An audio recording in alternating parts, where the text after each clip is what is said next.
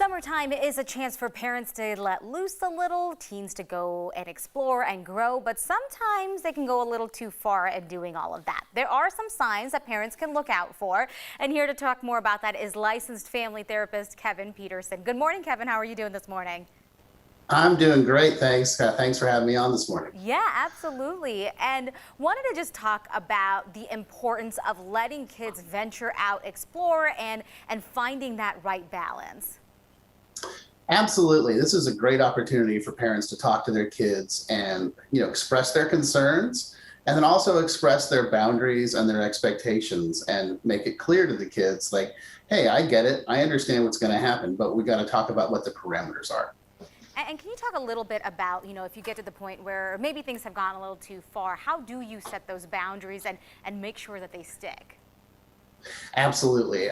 Boundaries are only as good as they are being enforced. So there's got to be a level of accountability behind them. And if you think you have a concern about drugs or alcohol with your teens or adolescents, it's always good to intervene as a parent and be strong and say, we're going to start doing some drug testing and see how it goes. And it's if the opioid epidemic has taught us anything, it's important to engage as quickly as possible.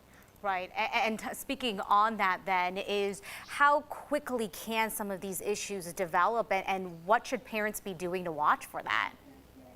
They can develop almost immediately. That's one of the big nightmares of the current situation with fentanyl and opioids is that it literally can be someone experimenting the first time that ends up in the hospital or dying. And what parents need to watch for are radical changes in behavior, changes in social groups, changes in sports, et cetera, and anything that is sort of makes you stand back and be like, well, wait a minute, yesterday you were doing things totally differently. What's going on here? And again, it's a chance to sit down and talk to your kids and engage with them.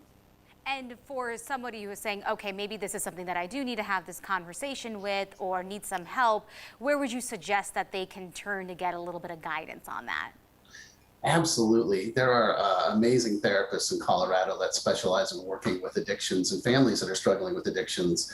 I would suggest that they take a look at our website, chronichope.us. And that's something we exactly do. And we work with families that are struggling with addiction and teach them how to have that engagement.